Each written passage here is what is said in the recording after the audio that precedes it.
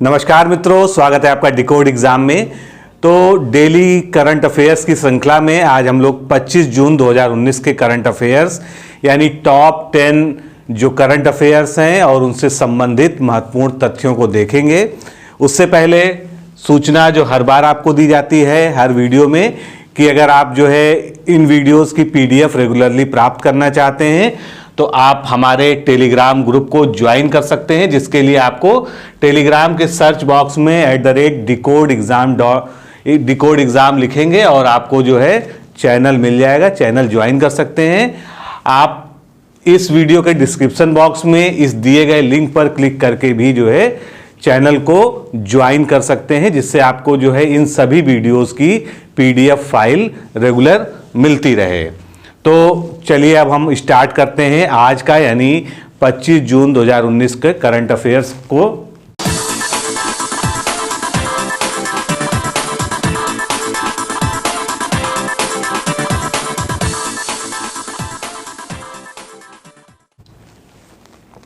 भारतीय वैज्ञानिकों ने हाल ही में कौन सी बीमारी के लिए एक टीका विकसित किया है? तो अभी चर्चा में काफ़ी था जो है कि भारत के साइंटिस्टों ने एक टीका विकसित कर लिया है जो काफ़ी इम्प्रूव्ड टीका है। ये एंथ्रेक्स बीमारी के लिए है। ऐसा नहीं है कि एंथ्रेक्स के लिए जो पहले टीका नहीं विकसित किया गया है, लेकिन ये काफ़ी इम्प्रूव्ड और प्रभावशाली टीका है। एंथ्रेक्स के बारे में आप लोग जानते हैं कि एक बहुत ही खतरनाक जो है बीमारी है जो बैक्टीरियल है। पहली चीज़ तो ये जानना जरूरी है कि ये जीवाणु द्वारा होती है, ना कि वायरस या विषाणु के द्वारा। और इसके जो खतरनाक रूप हैं, जैसे आपने जानवरों में खुरपका मुंह पका रोग सुना होगा, तो इस तरह की जो है एंथ्रेक्स का जो बैक्टीरियम होता है उससे बहुत ही खतरनाक बीमारियां होती हैं जो लगभग अब तक लाइलाज मानी जाती थी, और वैक्सीनेशन ही इसका जो है एक प्रमुख विकल्प है। तो क्योंकि यह प्रतिरोधक क्षमता उत्पन्न करने के साथ साथ जीवाणुओं की से भी रक्षा करता है। जो नया टीका खोजा गया है उसमें प्रतिरोधक क्षमता भी आपके शरीर में यानी इम्यूनिटी पावर को भी वो बढ़ाएगा।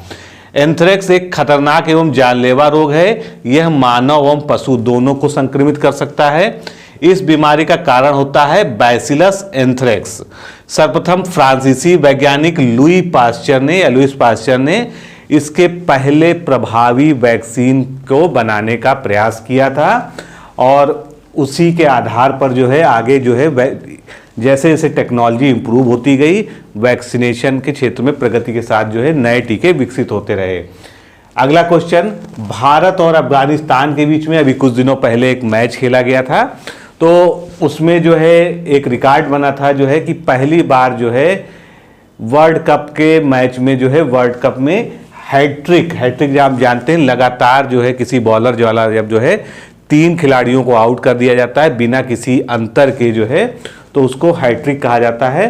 तो मोहम्मद शमी द्वारा जो है ये चमत्कार या ये हैट्रिक ली गई थी, जो कि बहुत ही ज़्यादा चर्चा का विषय रहा था।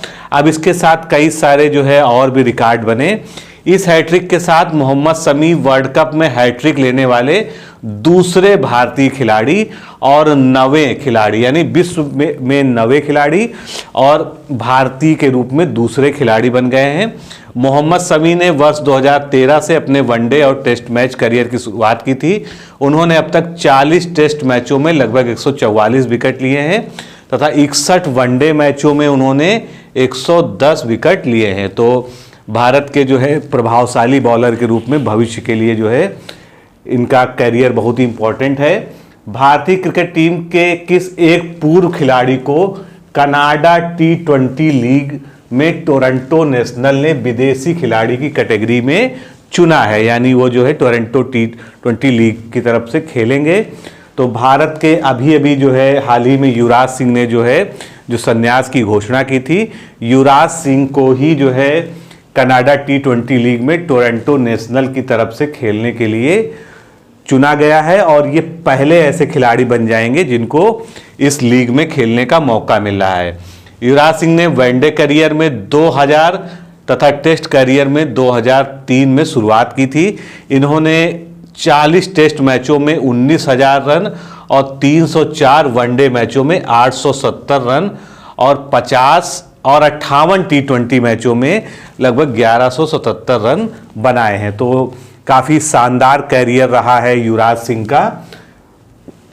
अगला क्वेश्चन देखते हैं हम। अखिल भारतीय तकनीकी शिक्षा परिषद, जिसको हम अंग्रेजी में SICTI कहते हैं, इसके द्वारा जो है स्वीकृत सीटों से 42 सीटें अधिक भरने के कारण या 42 सीटों पर अधिक छात्रों का एडमिशन लेने के कारण किसने फोरे स्कूल ऑफ मैनेजमेंट, फोरे स्कूल ऑफ मैनेजमेंट कहां पर है? नई दिल्ली में है। इस पर जुर्माना लगाया है। तो इस पर जुर्माना लगाया गया है भारत की सुप्रीम कोर्ट के द्वारा। अब ये मामला क्या था? क्योंकि जो है केवल वहां पर जितनी जो है सीटें स्वीकृत थी अखिल भारतीय तकनीकी शिक्षा परिषद के द्वारा, उससे ज़्यादा उन्होंने एडमिशन लिए और इस कारण जो है इस स्कूल पर यानी इस मैनेजमेंट कॉलेज पर 23.10 लाख रुपए का जो है जुर्माना आरोपित किया गया और ये जो है सुप्रीम कोर्ट के आदेश पर ऐसा किया गया है। अगला प्रश्न हम देखेंगे। निम्नलिखित में से कौन सा देश FATA financial action task force यानी FATF, यहां पर जो है ये गलत लिख गया है, तो FATF का जो है पूर्ण सदस्यता प्रदान करने वाला पहला देश बन गया है, यानी उसको पूर्ण सदस्य बनाया गया है। तो इसमें सही उत्तर क्या है? सऊदी अरब। सऊदी अरब FATF का जो है पूर्ण सदस्य बन गया है। अब इस संगठन के बारे में जानते हैं। ये भी एक अंतर्राष्ट्रीय संगठन है। तो देखते हैं, सऊदी अरब पहला अरब देश बन गया है जो वित्तीय कार्यवाही कार्यबल, जिसको हम FATF कह रहे हैं, इसकी पूर्ण सदस्यता इसको प्रदान की गई है। इसके अलावा FATF है क्या?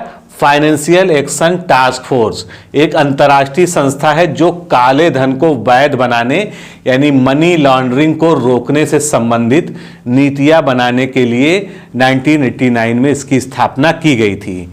FATF में इस समय 39 यानी 39 पूर्ण सदस्य हैं और FATF का मुख्यालय कहां पर है? पेरिस, फ्रांस में है।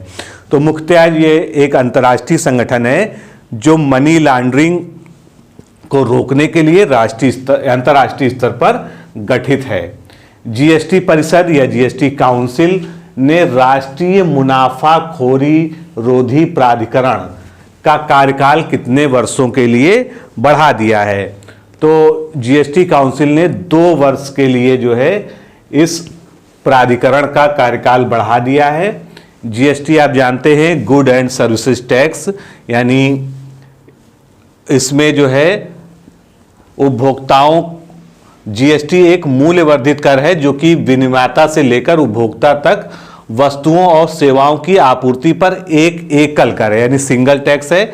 इस कर का सुझाव विजय केलकर समिति ने 2005 में दिया था। यह कर वस्तु एवं सेवा कर परिषद द्वारा निर्धारित किया जाता है, जिसके अध्यक्ष कौन होते हैं? केंद्रीय वित्त मंत्री होते हैं। यानी GST काउंसिल का अध्यक्ष कौन होता है? केंद्रीय वित्त मंत्री होते हैं। और केंद्रीय वित्त मंत्री वर्तमान में कौन है? निर्मला सीतारमण।